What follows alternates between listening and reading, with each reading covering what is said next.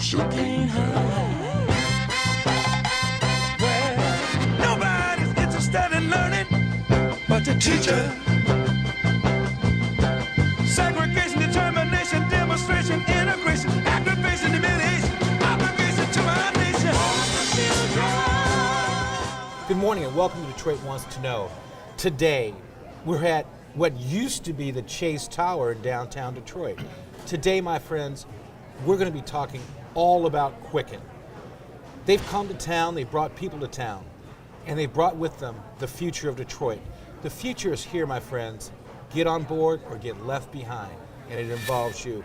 My first guest is David Carroll, Vice President of Quicken. Right, Dave? Yep. All right, tell us, what is Quicken, Rock Ventures, Bedrock? What is all this stuff, and where are we right now?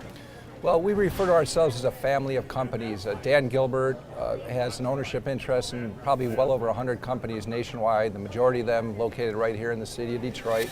Quicken Loans is the largest and original company of all. Quicken Loans is one of the top mortgage lenders in the country, is won the J.D. Power Award for best customer service among mortgage lenders in the whole country, and very successful company that employs a lot of people. But there's other companies too. There's Bedrock Real Estate that handles the real estate development downtown. There's Fathead that produces all sorts of cool wall graphics. Wait. Fathead, like the people on the walls? Yeah, people on the Wow. walls, that's one of our companies. There's a lot of entrepreneurial companies. There's a Greektown Casino, and then there's a few things in Cleveland, of course, the Cleveland Cavaliers. So we're a whole large family of companies, and Rock Ventures is the umbrella company that sort of handles the support for them, kind of the umbrella name we go by, rather than using the name Quicken Loans for everything. But we're all consider ourselves a big family of companies, and most of which are based right here in downtown Detroit. So you've brought how many employees downtown? Well, we had 0 about 3.5 years ago, and now we're up to about 12,000 employees downtown. So it's been a pretty big boost into downtown Detroit. We have the Quicken employees and the addition to Blue Cross Blue Shield to thank for the new traffic jams downtown. Traffic jams, the higher parking rates, all of that's. Beyond the traffic jams, what does Quicken's development downtown mean to the average citizen that doesn't live downtown? Are you guys creating an island unto yourselves here? No, we're not. That's a great question, though, because we read a lot about the success of downtown and midtown, and it's a great question. How does that affect the neighborhoods and the average citizen in Detroit? A few things. First of all, the events and the things we do create downtown are actually a lot of fun and available for everybody. So we encourage people to come out to Campus Marshes, the riverfront, a lot of free activities that a lot of people should enjoy. Secondly, there's the tax base. And I don't want to get all accountant technical on you, but suffice it to say, we generate tens and tens of millions of dollars in city income tax revenue that our employees pay, parking revenues, local businesses. Wait. You just said your employees pay city income tax. There was a rumor out there that your employees didn't have to pay city income tax. Well, let me clarify. When we originally moved our people downtown, the first chunk of people, I think it was about 3,000, the first couple waves of moves a few years ago, Quicken Loans gave everybody a raise to cover what they have to pay in city income tax. But they pay the city income tax. We gave them a raise to cover it, but they aren't paying it. And then above and beyond that, we've created probably about 6,500 new jobs since those initial folks moved down, and those people pay city income tax. So no, everybody who works downtown for one of our companies pays city income tax. Those tax dollars go right to the treasury of the city of Detroit, which in turn hopefully uses that money to improve city services, police, fire, lighting, everything in the neighborhoods. And that doesn't even count the parking revenues, the spin-off business, the lunches, the restaurants, the hotel stays. All that economic activity creates a tax base that goes into the city to help with the fiscal problems. On top of that, of course, is job creation. We've created a lot of jobs. We've hired a ton of Detroiters. We have Detroit job fairs. You'll hear more about our summer internship program in a few minutes, but over 1,000 summer interns, many of them. 1,000. Yeah, 1,000, and you'll hear more in a few minutes, but believe it or not, 1,000 will be our second year in a row, we'll top the 1,000 mark. But the job creation and then also bringing people to Detroit. I say we hire a lot of Detroiters. It really goes two ways. One is hiring Detroit residents, but then we've had a lot of people move to Detroit. Well over 400 have moved here in the last 3 years alone since we started the Live Downtown incentive, whereby we we help people, give them a subsidy to live downtown for a couple of years. Will those subsidies ever expand out into the Rosedale Parks, the Jefferson Chalmers, the University District? We're Martin talking Park. about it. Probably not that soon. Nothing's on the drawing board that quickly. The idea is to add density and to sort of pick an area and make it dense. But there's been talk about expanding the barriers to the boundaries to a degree. One other area where we help is just community philanthropy and community involvement. We're involved in a lot of public-private partnerships. The M1 rail line, the purchase of the police and EMS vehicles. If you the fight against blight, which you'll hear about in a few minutes. And then just philanthropy. There's probably over 200, 250 organizations we've contributed to. Not just the arts institutions and the downtown events, but out in the neighborhoods. El Quibelan Village, Neighborhood Service Organization, Paquette Square for veterans. A lot of smaller organizations that are maybe not that popular, that aren't on the fundraising circuit, but that we've contributed to and gotten involved with, and a lot of volunteer hours. The exact number escapes me, but a lot of volunteering, a lot of community involvement as well. Dave, I'm excited. Okay. Now, when we come back, I'm going to hear from Mr. Kitai, your Director of Development, about what's going on downtown and what's on the horizon.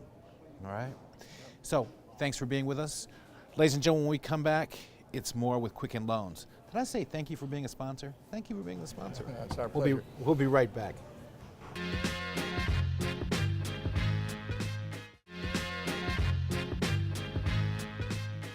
Welcome back to Detroit Wants to Know. This week we're coming to you from Quicken. My guest this segment is Jim Kitai, the managing partner of Bedrock Development. Now, Jim, are you the guys that do everything downtown? Is it all Bedrock, or what is it? I'm going to say we're the guys that do everything real estate related downtown. So every building that's been acquired, every renovation that has happened, even where we're sitting right now, has all been done through Bedrock. This didn't look like this before. No, this was a very tired, non-functioning cafeteria that was part of the Chase Bank, JP Morgan Chase, originally NBD. And when we walked in here, we said, we're going to liven this place up. We're going to make it really be a place that people want to not only eat here, but be able to sit and work and talk and communicate and exchange ideas. So we created this environment, and it's worked. Jim, let's go through the easy part. You've got the Chrysler House down the street, which used to be the fabulous Dime building. What else have you acquired? We've acquired over 40 buildings so far, Steve. It's been in less than, or actually now it's just a little over 3 years that we've acquired those buildings. So as far as the major buildings go, it was the Chase building, it was the First National building, it was Dime, which has now been changed to Chrysler House, the Federal Reserve building, which is next to the Dime building. Now that's where the Detroit newspaper partnership is going in there, right? That's where that press release came out, yes. Yes, okay. Yes, they are taking about 85,000 square feet there. So all right. very exciting, and that building will only have, believe it or not, one floor remaining at that point, about 9,000, 9,500 square feet left, as well as the first floor, which we've been holding out for retail. So all the buildings that we acquire, we always hold the first floor for retail because that's where we need to have that vibrancy and that foot traffic and that activity on the first floor. So it will always be retail. Let's get into a little bit harder part. Say, how do you keep things secret? It just, all of a sudden it just happens one day, but you've had to worked on them for a while. I mean, for example, the deal on 1001 Woodward, it just Oh yeah, I didn't seemed even to, mention that one it yet. just seemed to pop out of nowhere. So we do our best to try to keep things quiet until we're under contract and or closed so that we're ready to make the big boom announcement and create that energy and excitement around the latest acquisition. I guess the way we do it is we are usually working on multiple buildings at one time, so nobody really knows where we're at and what we're doing. And we try very hard to keep it under wraps as much as possible, and not because we don't want people to know, because it's not that big a deal, just because we think it comes off that much better to announce it as, you know, here's another building that's been acquired and this is what's happening with this building. Okay, So we're gonna go we hard, try. then we're gonna go easy. Right. You've taken a lot of heat for a purchase you did in Capitol Park. Yes. All right. Tell me about that. Are you really the evil person throwing those people out on the streets? So we are not at all, actually. Because I wanted to meet the devil Yeah. always. You know. It's not me. You're not Okay. getting to. So we bought that building in Capitol Park. It was occupied by multiple residents. I think we had 9 different residential units in there. First floor was always intended to be residential. So the city came by and did their inspection, and they said to us, this is not a safe building. You know, you really cannot have the people in here. You don't have the proper means of egress. You don't have the proper fire suppression. You know, if something were to happen here, it could be disastrous. So we literally just, for the safety of our tenants, because that comes first, we wrote the tenants a letter and said, you know, we're terribly sorry, but we need to do renovations that can't be done while you're sitting in the building or occupying the building. And, you know, here's some funds to try to help you to Okay, so you locate did somewhere help else. We did. And so we weren't evil at all. The people like to paint us out that we're here kicking people out. That's not the idea at all. The concept is we want to bring these buildings back to life and make them safe and make environments that are safe for people to live in and work in, play in, whatever it is that we're doing at that building. So I think Capitol Park's going to be a great environment. It's going to be hot. But you brought 14, there's something even hotter already. You brought, what, 12,000, 14,000 people downtown? And so you created this parking garage. Correct. The Z Garage, which The is Z. actually, I've never seen a parking garage change the face of downtown. Okay, that thing is so amazing. Does it change colors all night? It does, Or is it just so- me driving home strangely from Mitch's? So no, it does change color. We have a computerized chip that can change the colors of it based upon what's going on in the city that week, that day. So if it's St. Patrick's Day, it's going to go green. If it's a Red Wings game, we're going to turn it red. For the Tigers game, we're going to turn it the orange and blue. So not only does it do that, but the elevator, as it stops on each floor, it lights up that particular floor's color. So Okay. you will always see the elevator from the outside lighting up a different color. And then obviously, you know, we created something that just doesn't exist anywhere. The original art space. Right. And we've brought in 27 different artists from around the world to create. Each one was assigned a floor, and they were just said, you know, this floor's color is orange, this floor's color is blue, whatever it was, paint around that. And then each one went to town and created their artwork and their masterpieces. And we knew that we wanted something more than just your normal parking deck. Just Okay. create an experience for people. Speaking of that parking deck, I've got to go to break. I want you to confirm or deny a rumor. Yes. Okay. I heard that Baker's Keyboard Lounge is going to come down into the Z deck. So I'm not going to confirm that because Baker's Keyboard has been looking downtown. I really don't know where downtown they'll end up, and I certainly hope they do end up downtown because I think they belong here. And we're very excited about the possibility of them coming to a location, whether it's one of ours or any other landlord downtown. Okay. Jim, thank you very much for dispelling some meeting rumors. you. I'm glad you're not the devil because I hate shaking the devil's hand. Ladies and gentlemen, Thanks. we'll be right back. When we come back, we're going to talk about internships and employment with Quicken. Be right back.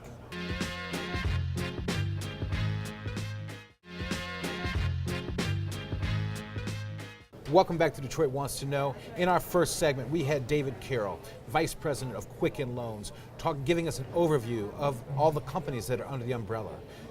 Second segment, we talked about development in downtown, specifically the Z Garage. Now, in this segment, we're going to talk about employment at Quicken Loans with Michelle Salvador. Got it right, didn't I? You did. Michelle, start off at the bottom rung, which is the internship. Tell me about that. Internship is a huge deal here at Quicken Loans. We hire the majority of our interns that actually come in and perform for us. So interns here do everything. We have them in every single part of the company, whether it's mortgage banking, technology, recruiting, human resources, legal, accounting, anywhere that you can think of, we have interns. And they don't perform just normal filing. They're not out getting coffee. they're actually doing work. We've had interns come on board here and actually create mobile applications for us. So are they paid internships? They are paid. Every intern Whoa, here is paid, okay. absolutely. And some of the great things that have come out of our program would blow your mind. I would need probably about 40 minutes to tell you all about it. Well, I'm going to because give it's you great. 40 minutes later on, but I just want a Good. tidbit today. How many interns do you have over the summer? Over this summer, we're going to have over 1,000. Over 1,000 Over interns? 1,000 interns here in Detroit Now, this summer. is the application period closed for that, or is it still open? Still open. You can go to quickenloanscareers.com. QuickenLoansCareers.com. And how old do you have to be to get an internship? We really look at our intern program as non-traditional. So if you are advanced in your schooling, let's say you're a senior in high school, you've taken advanced college classes, we'll still take a look at you for an internship. If you're a sophomore, junior, senior, even freshman in college, we'll still look at you for an internship. We also will look at individuals who are looking for a career change. So you don't have to be of college age. You can be a more mature candidate and still be a candidate for us for an internship. Wait. That sounds like that, was it a Will Ferrell movie? They were Google interns? Yeah, that's so a you're great saying movie. somebody at 45, 50 could be an Sure, intern? absolutely. If they're looking for a career change. So what we look at is are individuals that have the schooling and maybe they don't quite have the experience that they need to get their foot in the door somewhere. If they have an interest and they have passion, they have to have a large passion for whatever it is they're going to do. We will look at them for an internship, absolutely. Okay, give us that email, that web address again. It's quickenloanscareers.com. Okay, now, getting a job at Quicken. We heard Mr. Carroll in the first segment say he brought 12,000 people downtown. Absolutely. How does somebody get a job at Quicken Loans? quickenloanscareers.com. We do call every candidate that applies to us for any position that they apply. Really? We go through and we talk to them, and what we're really looking for are individuals that have a strong passion for what they want to do. They have to have a passion for the city of Detroit. They have to want to join in our fight to make sure that downtown Detroit is beautiful and it's perfect. And they also have to have some of the skill sets that we're looking for. We have a great training program, so we're not afraid of individuals that maybe don't quite have all of the experience we're looking for. As long as they have some of it, we'll still look at them to be a candidate with us. Okay, so we've talked about the internship, those people that already have it going on. We talked about people actually getting a job at Quicken. Tell us, what are you doing with the Detroit Public Schools? I hear rumor that you're doing some sort of mentoring program. We are. It's called The Network, and I'm super excited about it. We have about 36 or 37 students from Osborne High School. Osborne. Not Castech, not Renaissance, Nope, but Osborne? Osborne High School. We had our first meeting this past week, and it was fantastic. It was an opportunity for us to be mentors for those folks. And so we have 37 mentors, so it's a one-on-one mentor-mentee relationship. And we're learning about what their days are like, and they're learning about what our days are like. Some of the greatest things that came out of the first program was one of the students said, I never knew that you could get a job and have fun at what you're doing. Well, Michelle, I got to go to break, but I want you to come back because I want to do like Great. I want to do like a half hour with you. Great, Because great. you've dispelled a lot of rumors just with the Osborne thing alone of saying that Quicken Loans is just about downtown. Ladies and gentlemen, when we get back, when we come back, we're going to talk about blight with my good friend Steve Ogden. Be right back.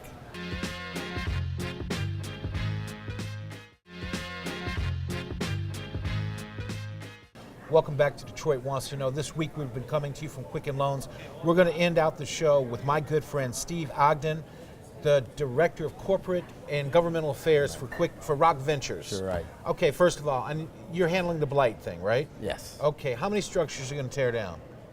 Well, I don't think we have the final word on that yet. We did the data process, the Motor City mapping. We're scrubbing that data now. We're examining what the priorities are. We don't know if it's 80,000 structures, 30,000 structures? No, but Steve, historically, for at least the last couple decades, people have been throwing around a number, and I think it's just been out of reaction, and 80 appears to be the comfortable number that people use.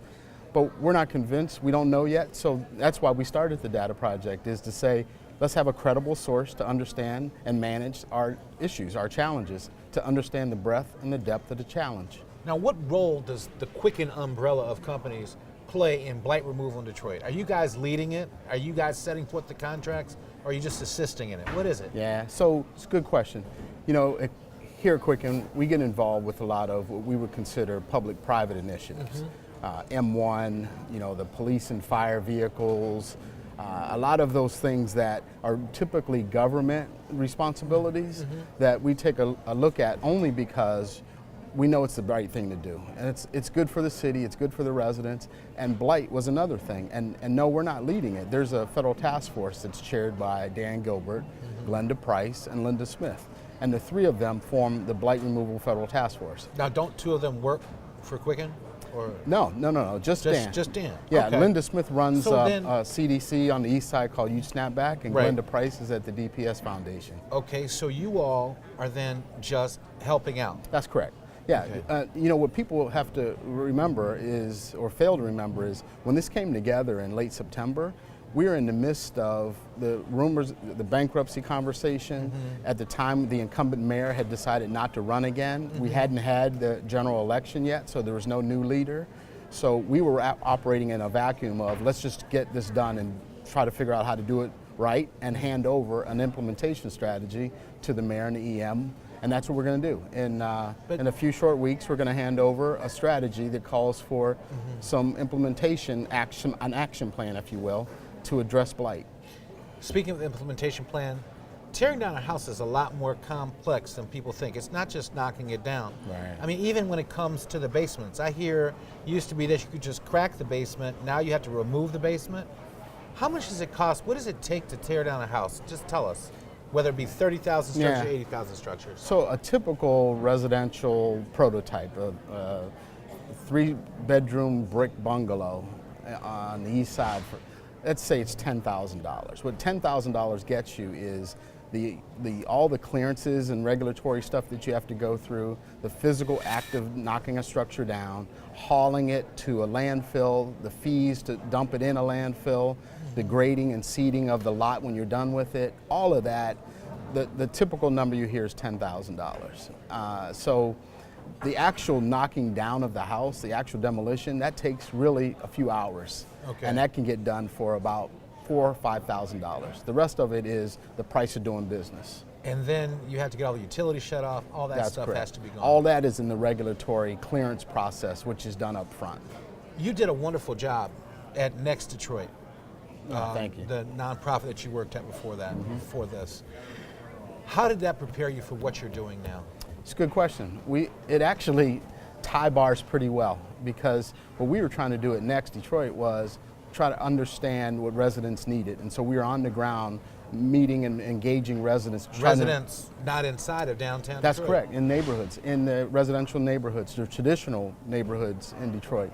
And that was about engaging them to understand what they needed for them to be able to take control of their own neighborhoods and make decisions about their own neighborhoods. Because we understood that nobody knows their neighborhood better than the resident that lives there, right? We can be experts all we want, but at the end of the day, it's them, the residents, that will make decisions that will inform our process. Even the mapping process, there's going to be an engagement portion of that where residents will be able to go online and say, though you think that house is really swell and well appointed, inside it's blew out. Okay. And vice versa. And those are things that we wouldn't know just by taking pictures. Okay. Well, Steve, I want to thank you for coming on. You've capped off a wonderful morning. You've dispelled the myth that Quicken is just about downtown Detroit. That's And you, being other neighborhoods of Next Detroit, really just put a cap on it. Good. But Miss Salvador with Osborne, okay, I'm into that. All right, we got to go. Thanks for Great. coming. I My hope I get pleasure. to spend more time with you. Thanks, Good to Steve. see you. All right. And how about those Cavaliers? Ladies and gentlemen, you've been watching Detroit Wants to Know. We've been coming to you from Quicken Loans. The future's here. Embrace it or don't. It's your loss if you don't. Enjoy downtown Detroit and enjoy your neighborhood. Have a great week. Go green.